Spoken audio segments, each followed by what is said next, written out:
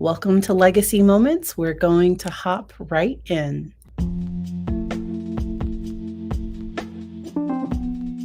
You are listening to Legacy Moments, where we have authentic conversations about life, business, and so much more to transform your mind, body, and soul. I am Dr. Patrice Berry, and I am joined by my co-host and mom, Johnnie Lloyd. Together, we combine my years of psychological training with her years of business and leadership experience to add value to your day.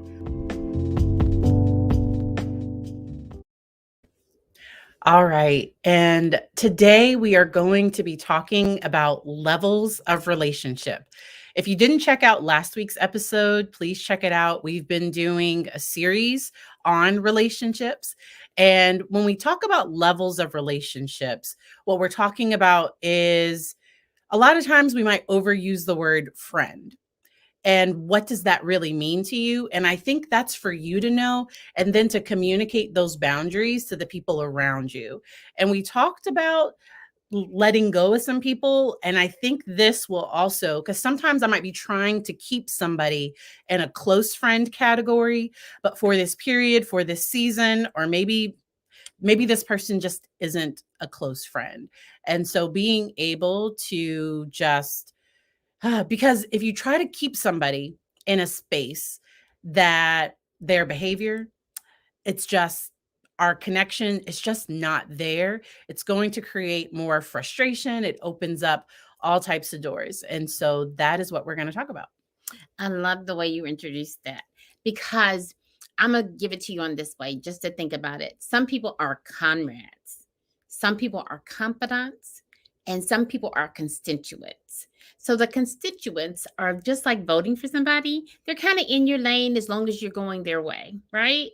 And as soon as you go, you pivot, you do something different than they anticipate, they're not with you. Or they find a better train or a different person to hang out with. And so they're just, with you for the moment. And anytime we move a person or we think a person is something that they're not, as Patrice already addressed. So what if I have a person in my life and they're really just a constituent? There's somebody who's going where I'm going right now, but I use them as a confidant. So I'm giving them information at a higher level than they have a relationship with me. Have you met people that overshare? They overshare information because they were either taught, trained, whatever, or that gives them peace. But you're not in the relationship at that level, right? Or I'm not, or they're not in the relationship with me at that level. So they don't need that kind of, I'm going to call it intelligence on you. They don't need that kind of information on you. Not that they're going to use it against you. That's not the point. And they might, but They might. However, this is what typically happens. You have somebody who's a confidant and constituent, and you give them information at the confidant level, then they do something with the information. They share it with someone or say something about it in an open setting, and now you have this, I'm gonna call it dagger. You feel pain from it. You feel like you've been hurt, right? So the issue is not going around to check people all the time and say, well, I'm going to put you in this box. I'm going to put you in this box. I'm saying you look at you first as to what you need and just make sure that the people that you're around can provide that, or you can support that. When you find out they're not, then you, not them, exactly. you can then adjust. What sometimes happens is we still keep on reaching for them to be in a role that they really cannot or do not desire to function in. And for me, because people in those different roles, so I use associates and then people I'm friendly with, because associates, you you don't have my number. Like, we're not mutuals. Like, but like, if I see you, I say hi. I know of you, but we aren't really close. And I think the language of friends on places like Facebook and other places, because I remember as soon as I met somebody, I'd be like, oh, do you want to be friends on Facebook? Because I didn't hold that at like a high level. And now I've had to make some adjustments. And so I'm picky about who I choose to accept as even a friend on places like on different social media and things. And so being able to say, all right, where is this person? Because as my mom was talking about, I'm going to have different I'm going to share different things, and then I'm also going to have different expectations of those different groups. And what can happen is somebody can show you that they are not a close friend. And because maybe there's, for whatever reason, I've seen people for a period of time grow in different directions. And there are some things, because if we're growing in a different direction on something that's really important to me, because now there's something like if we have different sports teams in common, whatever, like that's not, but I'm talking about on major things. If we are going in different directions, there might be a time that, okay, we just aren't that close. Or if I'm feeling like I'm always reaching out for them, reaching out for them, reaching out for them, reaching out for them, and there's never a reach back. The person doesn't make time for you. Then to me, they're kind of showing you, okay, you're not a close friend to them. And it's to recognize and watch those interactions and not try to keep people in spaces that they're showing that they're just not. And it kind of leads you back to boundaries. It Right? does. It kind of leads you right in the middle of boundaries. And we've talked about boundaries before, and there's some other podcasts that we've done. So take a look at that. So this is the deal, what Patrice just said. What happens is sometimes, I'm going to talk about people that sometimes are people pleasers. If you know, or you think you're a people pleaser, and it's all, well, why don't they want to be with me? Or now you're going to try harder, or you're going to make sure, or you're going to keep on moving forward, or and they keep on telling you they're doing this, but you're doing, no, no, no, you need to be in my space. No, no, no, let him go, let him go, let him go. And I want to speak to that because there was a sound over on TikTok that I loved. And it was something to the effect of, why do you want everybody to like you when you don't like everybody? That's deep. That's good. And so, like, just because I'm not everybody's cup of tea. I just had a conversation with somebody about this recently where it was like, hey, just because somebody doesn't like me doesn't mean that there's something wrong with me. So I have a dark sense of humor and I am sarcastic. Now, the one thing now, if a friend set a boundary, because let's say I'm joking the friend about their earrings or something, and they're like, Patrice, it really bothers me when you do that. Don't do that. No problem. But if they're like, don't be sarcastic at all, it's like, oh, like, I don't. And back in my head, we can't be friends because, like, a part of who I am, I have a dark sense of humor, and you should not have to change who you are to be with certain groups of people. Because if I have to change who I fundamentally, like, I have a dark sense of humor. My kid is only 5 years old And he has a dark sense of humor. And so it's being able to realize I'm okay with me. And if you're not okay with me, that's on you. Okay. That's all right. It's like me taking my stuff. Right. Patrice told me the other day, it was really fine. It was really funny, and it's all connected, I believe. And it says, I'm not intimidating. You are intimidated. And let me tell you what that means. In a situation is when I go into a relationship, or I'm building a relationship, and they don't get me, or they don't want who I am. They want me. Everything they look at, they say, well, you shouldn't do this, you shouldn't do that, you shouldn't do that. This bothers me, and I'm thinking, well, oh, these are DNA stuff for me. Like, her sense of humor is a DNA thing. Okay. So when somebody does that to you, now, can I adjust if I'm hurting? If they say something, well, that bothers me. Of course, I'm going to apologize. That was not my intent. Right.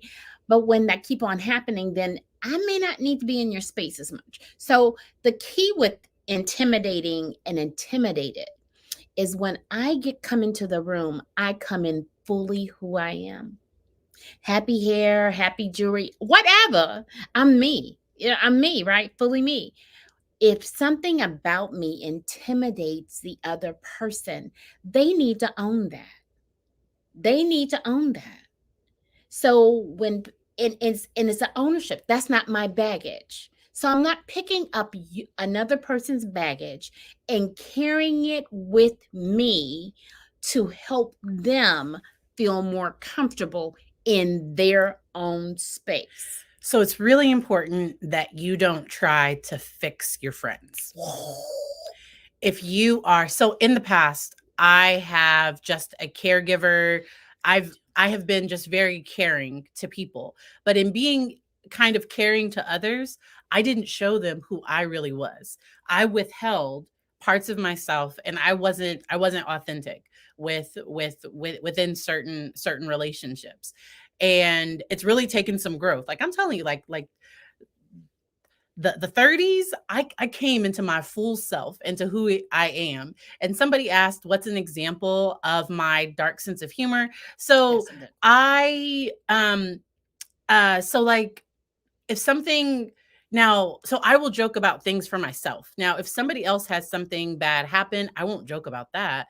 But if we can't, joke about things in the world, or and so, but that's a little example of my dark sense of humor. If you check out my page, I have some videos that might show that. But being able to say, okay, and being sure in who you are.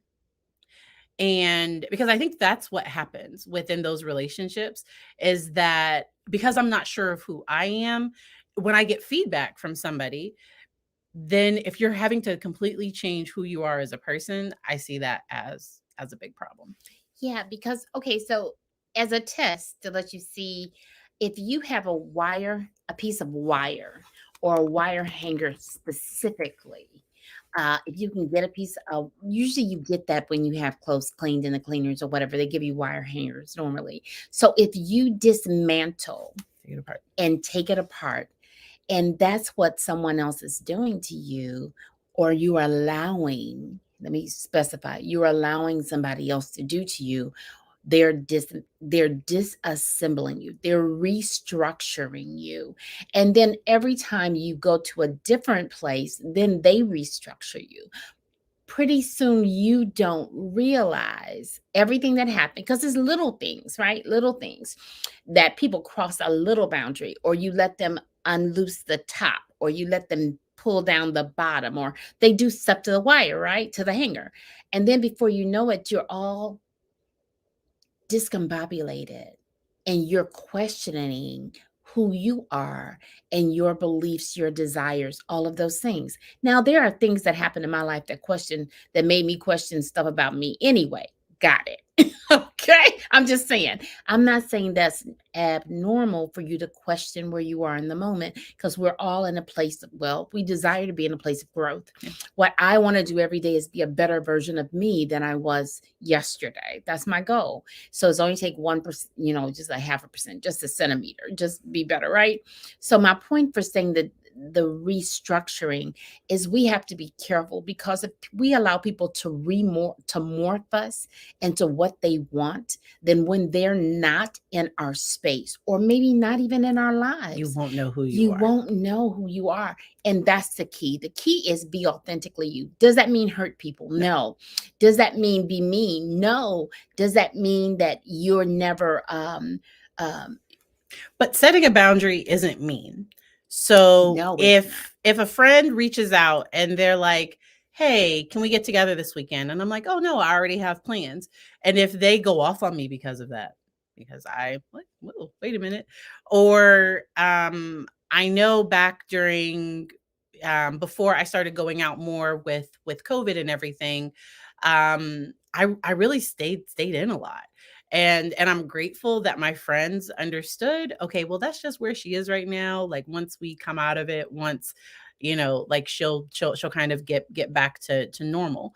And I'm in the process of getting back to some semblance of normal now. And there were people that were still supportive throughout that process. I was supportive of their boundaries and what they wanted, and they've been very supportive of me. And I think that's what happens. Now, relationships won't always be balanced. Like, it won't always be an equal 50-50, but it shouldn't always be 90-10. Yeah. And when I step into a relationship, I should not have to become less for you to be more. And I'm gonna give an example of something. When my grandson was not vaccinated, I started going on trips because for me, my boundary was different than theirs. Yeah. So, but when I came back and got COVID and got COVID. She was fine. She did. I wouldn't joke about it. So that's a sample of her dark sense of humor. And see, dark doesn't mean mean or anything. It just means it's somebody looking at the dad. So if she had gotten sick bad, I wouldn't have joked about it. Right. But it's partly funny because like I was traveling and acting like COVID never existed, and I was just going everywhere. Wasn't I was going everywhere. Taking 2 and 3 weeks, and I had all my events because I'm a speaker, author, and coach, right? So I had all my events back to back to back. I came back, and I always, because I have a regiment. Mm-hmm. So I have a regiment because I respect other people, and I know that he's coming back into my space. If I'm available, but they may tell me, hey, you only been back 5 days. You need to wear a mask or whatever. So I live with that. That was my point of the boundary. But in this case, I have a regiment. Every time I come back from an event or, whatever, out of town, what I do is I take a home test. And there are free home tests. Google that if you want free home tests. Free as in you don't have to pay for any of it, right? So, but my point for saying that is I took a home test and I had COVID. And I thought, that's wrong. So I went into the PCR. I had the PCR test to make sure positive. Dark sense of humor. Okay. So anyway, but she was okay. But I was okay. We had kind of laughed a little. We had laughed a lot because another family member had just, and they were fine. Another family member had just. And then this is the interesting thing. My side of the dark sense of humor. Guess where she got part of her dark sense of humor from. Anyway, so what happened is when he was sick, I said, well, he can make it. I can make it. I said, well, he lived through it because there's some dynamics that are, he's higher risk. So I said, well, if he made it through it, it gave me a sense of peace. And now I know that sounds weird to people because but this is the deal. I'm so sensitive to people. Like if I do anything to hurt somebody, I will apologize for what they felt. Right. And what I did. Sometimes you got to be careful about that. Yeah. Again, my issue. So sometimes it's perception. Yeah. So I'm very careful about how I apologize. But you don't want to apologize. So you got to be careful with it. Yeah. Like, I'm sorry you took that wrong. Yeah, I do that. But there are times when. But sometimes I'm wrong. Sometimes I'm wrong, and if I'm wrong, like I went too far. We did a whole episode on how to apologize, and I think we got into it on yeah, we did some stuff anyway. But my point, going back to the point, is that it is critical to look at what you need in this moment in your life, right? So her boundary is not my boundary, right? So I used to be offended when I have a lot of stuff, y'all. Clothing specifically. You were offended? Whoa, stop. Don't get excited yet. Okay. So I used to always offer her, and I like nice things. So I used to always offer her everything. At one point, she was taking anything I offered. And then I think, listen to this. My friend, because Patrice is not just my daughter, we have a relationship, right? So she was accepting everything. So have you ever given a friend things? And then the next thing you know, they said, oh no, I don't want that. I said, but thank you. I don't want that. And be like, what? And taken back. You said, whoa, wait a minute. You know how much money I paid for this? And so, but my point for saying that is in friendship, just like in a relationship and marriage and all of those, adjustments, because we shift, we change, we grow. So she what was in a different place and she wasn't, which was good. I have to explain. No, So you don't. my closet, I want to explain. I'm going to explain. My podcast is our podcast. So my closet, I am bad about things just ending up on the floor. Since I was a child. Clothes just 0 years old. end up everywhere. 0. That was your Mm. but and so it got to a point where I needed to be picky, because if what I already have is all over the floor and I don't know what I have and I'm not wearing it, I only wanted to accept the things that that I knew I was actually going to wear and that I was going to enjoy. And so that's where, and so I'm glad. So what I do when somebody does something that kind of pushes a button for me, sometimes, so I have buttons around not feeling appreciated, or not feeling or feeling like rejected. It's not a huge button, but it's a little button. And being able, so when that button gets pushed, I have to step back and say, is this you or was it me? Right. And that's good. Because if it's me, if it's based on the stuff I talk about my therapist with, it's you if it's like, oh no, like this was really just about this situation, or it's like 30% this situation and then like 70% the other. And so being able, I do that intrinsic stuff first before I go to somebody to be like, this is what happened and this is how I felt about it. And I like that, because when I do my own work, then I can determine if it is a button or if it's the situation. Yeah. Now, people cannot read your mind. Friendships. People cannot read your mind. And you shouldn't expect them to. But no. You don't want them to. People don't need to read my mind. Mine either. We look so nice. My mind? You don't need to be up in my head. Trust me.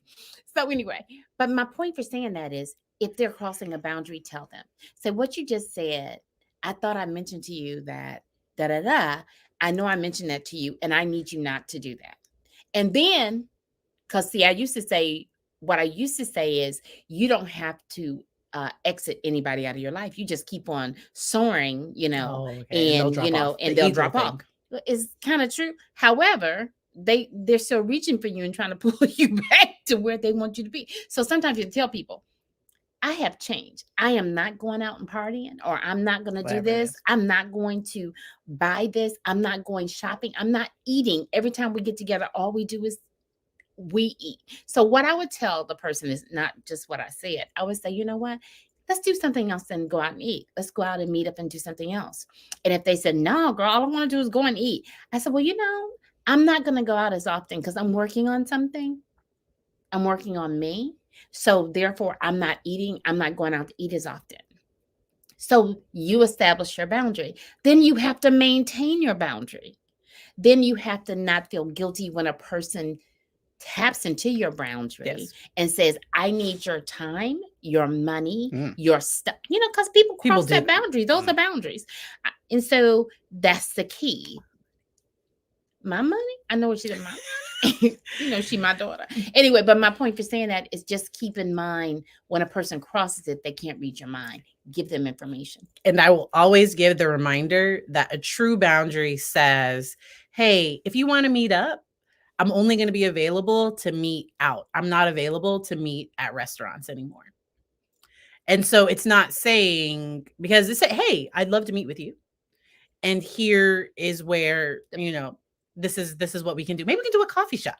I met up with a friend recently at a coffee shop, or maybe we can do this or that. The weather's beautiful. Maybe we can, go do this. But being able to set those boundaries, and if the person has a big reaction, because people might be used to just getting their way all the time. People might have their own stuff that they're dealing with and that they need to work on. But that's not for you to fix them. That's not for you. And I am very careful with my energy now. Now, a friend can be going through, and we can support each other. We can be there for each other. And then we can also then just do something fun. Because even when I'm going through, I still need to like enjoy things.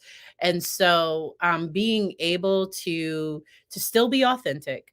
If I can't be authentic with you, you're not a friend.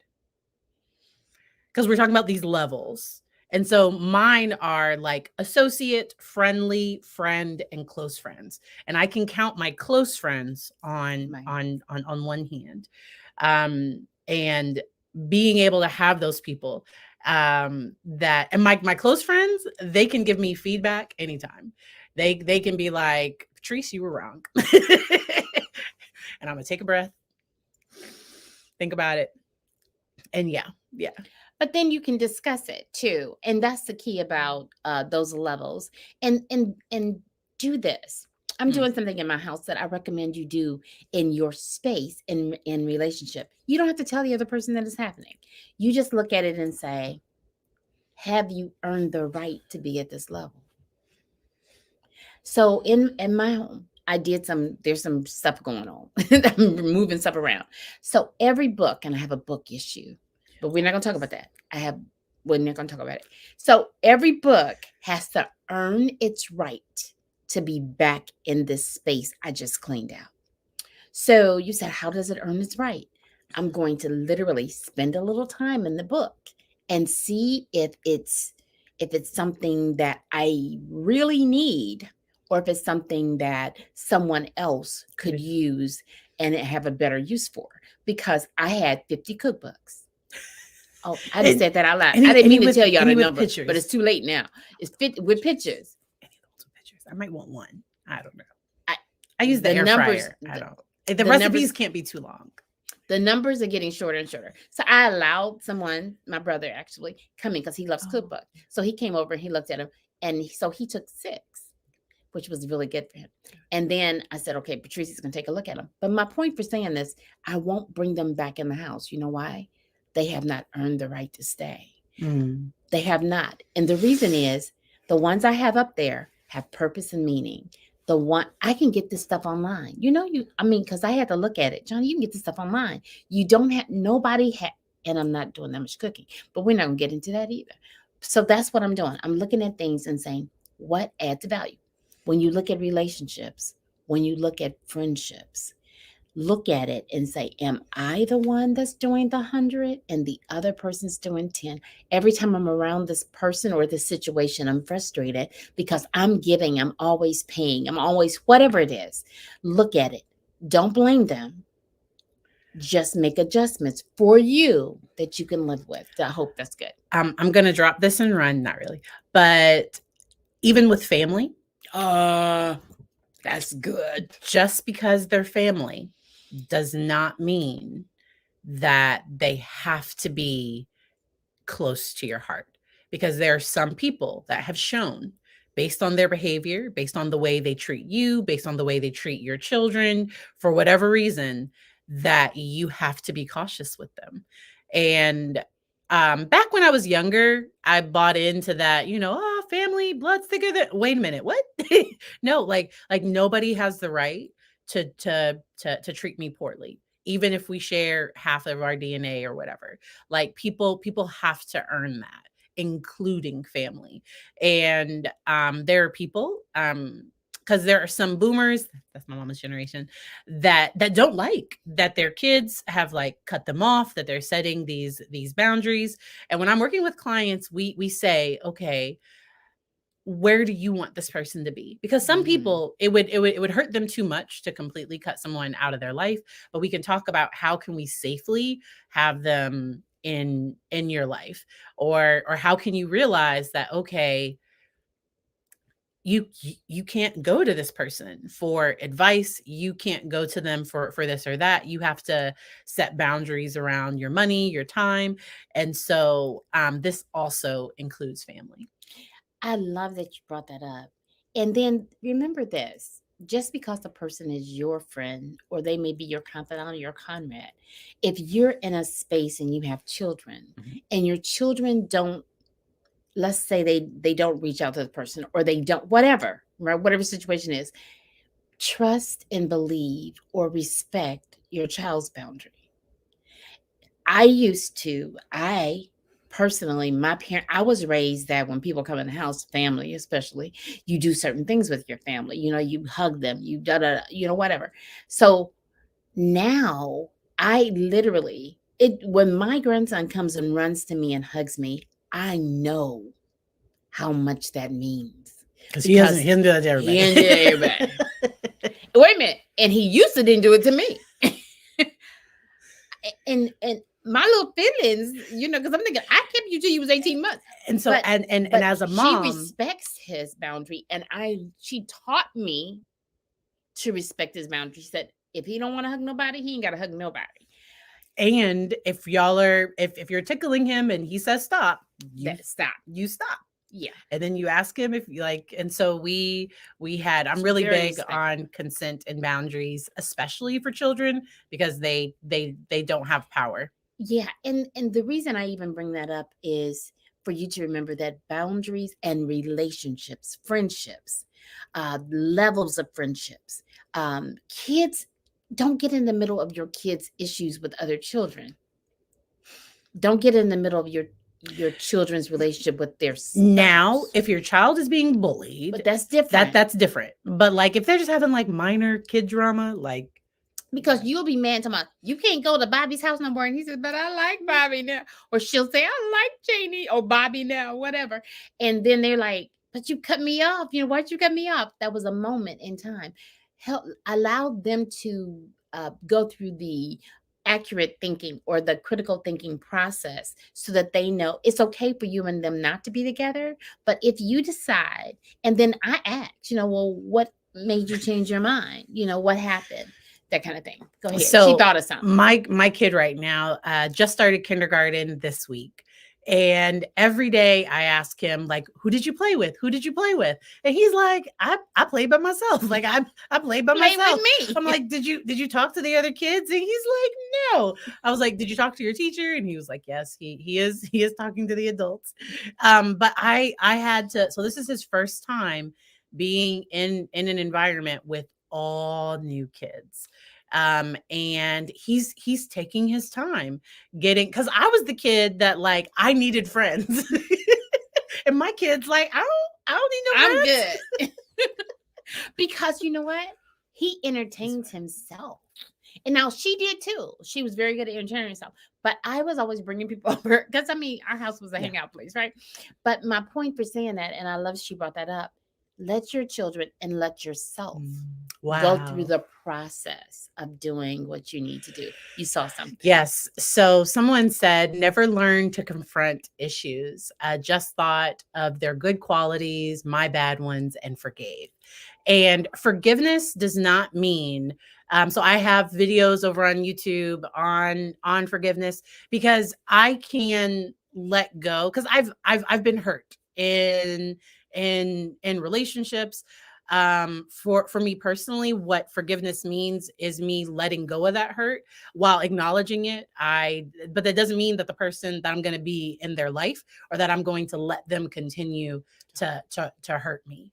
That I have the right to protect myself, and in respecting me, because sometimes we teach kids to always respect others, but not teach them how to respect themselves. I think that's incredibly important. Wow. Let's go ahead and wrap up. Yeah. So, okay. So what are some of the tips? Okay. My first, I'm going to give you maybe two. Okay. Maybe two. My first tip is this. Always start with your self-awareness. Self-awareness, whether it be in a relationship, whether it be know you, and give yourself time, right? Know your triggers. And when a person triggers, if they continue to trigger all the time and you let them know that that is an issue for you, then maybe they're not at the level you thought they were. Maybe you have them as a confidant or a comrade or whatever, and they're really just a constituent. Don't use Facebook or any social media and say these people are my friend. My recommendation, I know that's what they call add friends. However, identify what friend, that's a better term. Yes. Identify what friend means to you. And And don't and be careful about getting all your positive affirmations from social media platforms, that allowing that like or whatever to be how you build yourself up, how you build your self-confidence, because that could open the door for other issues. Those are my tips I would give you. All right. And my final tips are going to be, if somebody doesn't like you, that's okay. Now, it's okay. It's not going to feel good. You might don't try to figure out why. There might not be a good reason. Our energies might not be a match, or but it's okay if somebody doesn't like you, and it's okay if you don't like somebody else. And giving yourself that permission, and then that you get to choose where people are in your life. And where I have you on Monday, if something happens, like, that doesn't mean that's where you stay forever. That's good. And I've had people that were very close, and then we kind of fell off for a period of time, and we're close again. And we weren't like hateful or mean or like nothing. There was no major violation or anything. And so we were able to kind of come back together down the road. And so don't force it.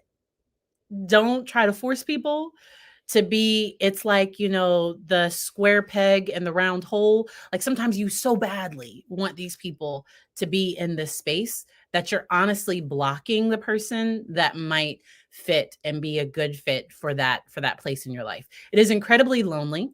So I do want to acknowledge it can be lonely when you're doing this process, because you're realizing who's really for me. And I might look around and there might not be that many people. But I'd rather have less people, because one of the worst things is to be around people and feel lonely and be hurt and all those things. And so you're worth it. I hope that this is helpful. If you have questions, please put them in the comments. And if you have any ideas for any future topics that you'd like for us to cover, please let us know. We hope you enjoy the rest of your day.